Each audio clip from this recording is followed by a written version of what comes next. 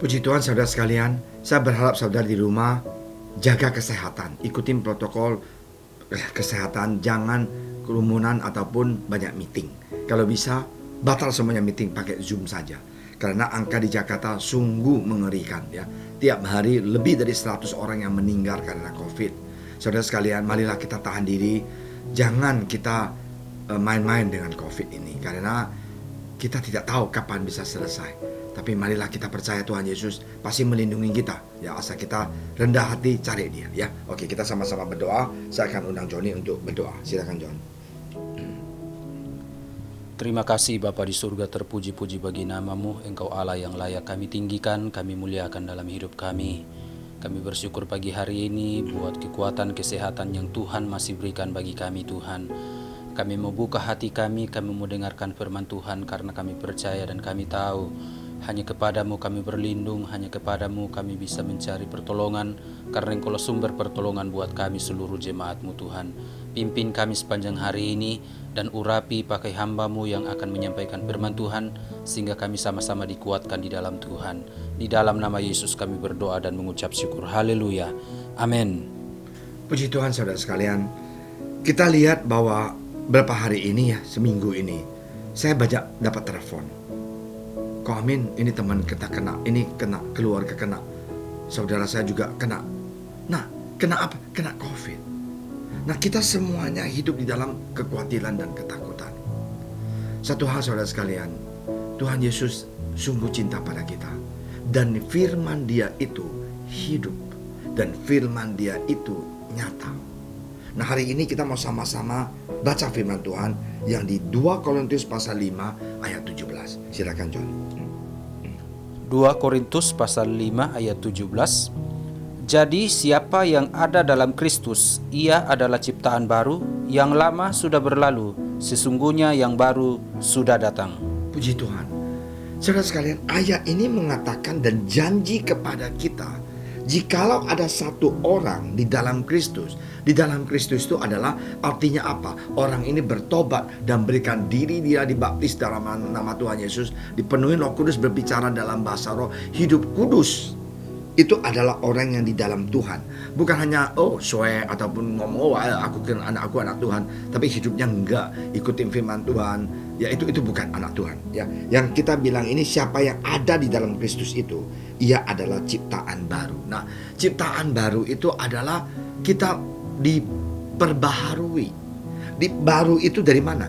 Dari hati kita, dari pikiran kita, dari apa? Sifat kita. Dari kita punya attitude, kita punya cara hidup ya. Nah, itu semuanya menjadi ciptaan baru. Nah, saudara sekalian, ingat, inilah kuasa firman Tuhan. Yang lama sudah berlalu, sesungguhnya yang baru sudah datang. Di mana Tuhan itu merubah kita punya pola hidup, kebiasaan, kejelekan, ya, dan watak kita, ya. Satu lagi bukan sifat, yaitu kita punya the attitude is just attitude. Jadi kita punya pola pikiran kita ya. Ya, jadi inilah yang kita harus mau sadar.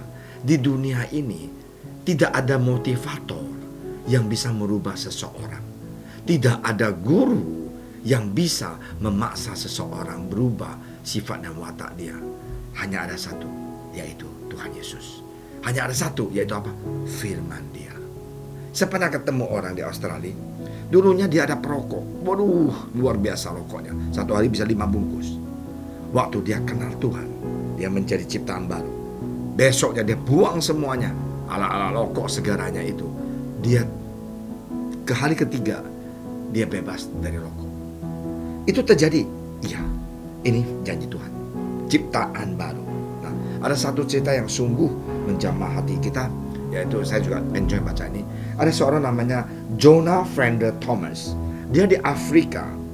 Dia melayani di penjara, ya, untuk menyampaikan firman Tuhan.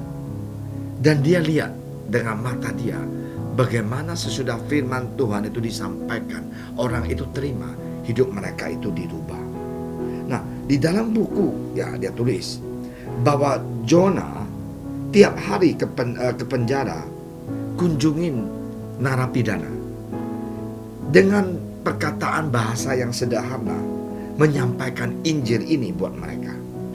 Dan dia menyampaikan tentang bagaimana Tuhan mengampuni kita manusia, dan bagaimana baiknya Tuhan kita, dan bagaimana Tuhan mau memperdamaikan kita dengan dia.